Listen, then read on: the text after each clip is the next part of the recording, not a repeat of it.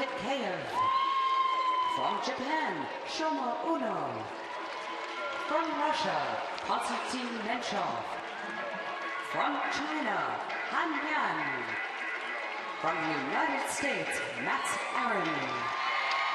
So on the ice right now, the 6 men who are in places 1st through 6th after the short program. Scores all the way up 86.67 down to 79.02, but really a logjam at the top. The first 3 spots separated by only 0.52. So this group will be led off by Denis Ten out of Kazakhstan. He's been struggling though with some back and hip injuries, and that really did seem to affect his performance yesterday in the short program. He just looked like it was early in the season. He didn't necessarily look hurt, but you could see how that could affect his training. He didn't look strong. He didn't look confident. He was a little hesitant on some of his landings. And that makes me nervous. When you're that hesitant in a short program, the long program is a much longer battle. So hopefully you have that Olympic medal, you have that experience. There's something that you can kind of draw back into, and hopefully he can tap into that today. But as we've seen so far, this has been a bit of a rough event. The long programs this early in the season, it's hard to get yourself ready for this competition. Skating second in this second group, representing Russia, Adrian Pitkaev, skated to a personal best 79.90 in the short program. And he might have a big advantage here because these boys that are coming up out of juniors, they're young, they have better stamina just naturally. And they don't realize how hard these long programs can be. You really start to see it in the guys' 3rd, 4th year in seniors where they start to think, wow, this is really hard. The day in, the day out is grueling, and it starts to affect them a little bit. When these kids come straight out of junior, they kind of just attack it because they don't know any better. So he could be really dangerous here in the free program. And I'm anxious to see because he certainly has the technical ability.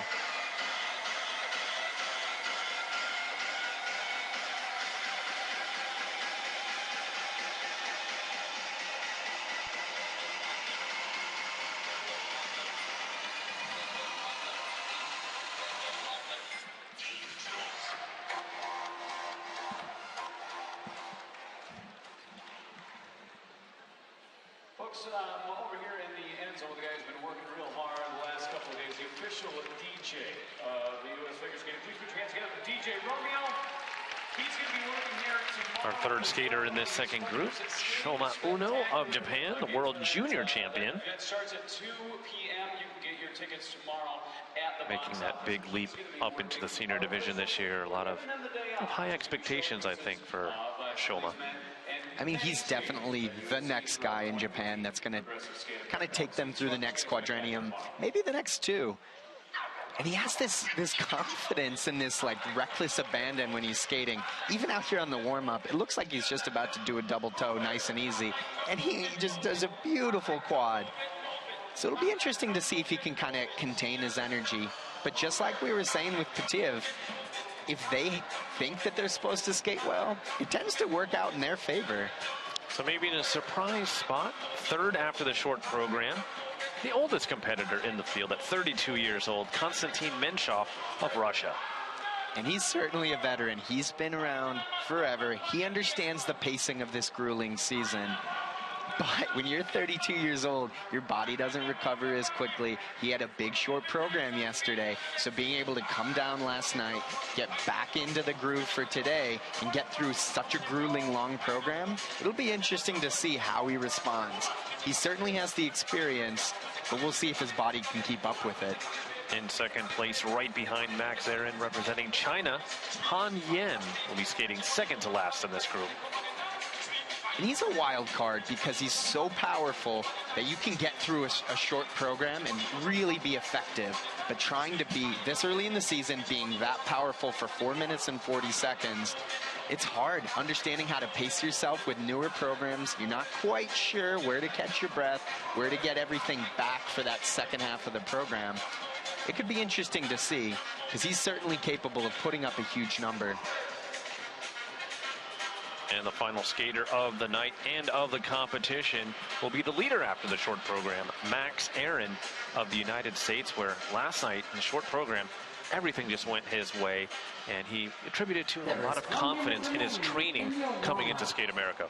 And that's always been a huge strength for Max Aaron, is he's well trained. He has a coach that's a bit of a dictator that pushes him through things and makes him do everything whether he feels it or not. And Max goes out and he does it. He does his job. And he's got a poise to him. He just kind of goes along, does his thing, doesn't worry about where he's placed in the competition. He goes out and he does what he knows he has to do. And this is a softer, long program for him. It's trying to be a little bit more balletic, finish those lines.